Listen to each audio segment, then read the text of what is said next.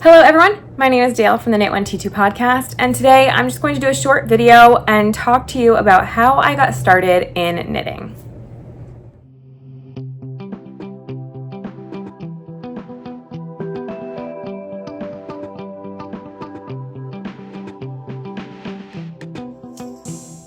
So for those of you who don't know, I am a Knitpicks ambassador, which means that I make posts and videos, reels, and Instagram posts about the different prompts they send out each month. And this month is National Craft Month. So one of the prompts was how you got started in the craft. So, also, back up for a minute. Being a Knitpicks ambassador, I have a discount code for you down below in the comments. It is not an affiliate code. I do not get a kickback from it. It's just a code for my viewers and subscribers to use as a discount for your next purchase. So check that out down below. And that was what I had to say about that. So how I got started. I was 8, I believe, when I first learned to knit. My mom was the one who taught me how. And I remember vaguely, I have no idea what my first project was. I can't remember. I do remember at some point, maybe like a year later or so, getting a book that had some beginning projects in it, learning to read patterns, learning how to do knit and purl. And the book really helped me do some of those things. There was like a purse in there. I don't know. There's a lot of different projects in that book. And from learning to now, I won't tell you how many years, but there were some gaps in my making. So I learned, I made some things, I was in school and then in college, and during college, I think my maybe junior year, I picked back up a little bit. I was making a pair of socks. I actually finished my first pair of socks ever in 2013. I have a picture of them. I'll post a picture of them. I'm pretty sure it took me like a year to make them, because I did not work on them consistently. So 2000, fast forward, I was knitting here and there, not consistent. 2016, I know I picked up again when I was on modified bed rest when I was pregnant with my oldest daughter, and I know that knitting really helped me then. It gave me something to do that was not strenuous, but that made me feel like I was accomplishing something.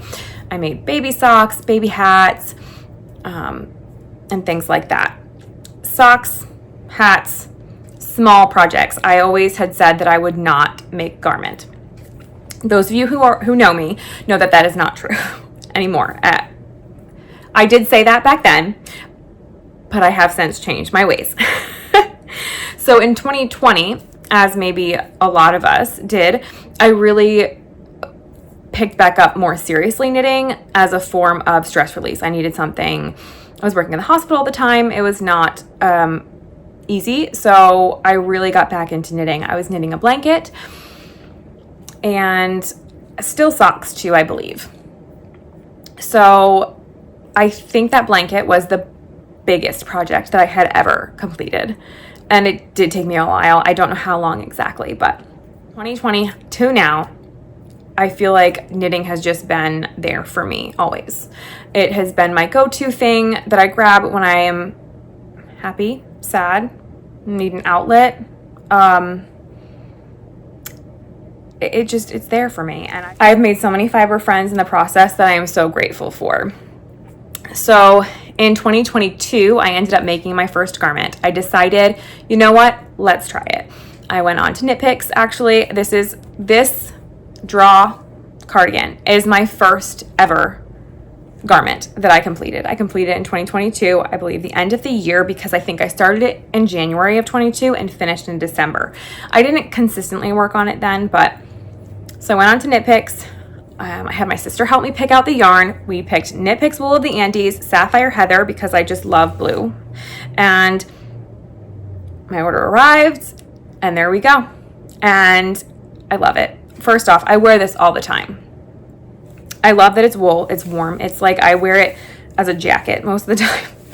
I kind of want to make another one. Anyways, yeah. So this was like one of the biggest accomplishments ever. And I was so happy. And now I'm have made more garments since then. So yeah. And I always have knitting with me. Now I always have knitting with me wherever I go.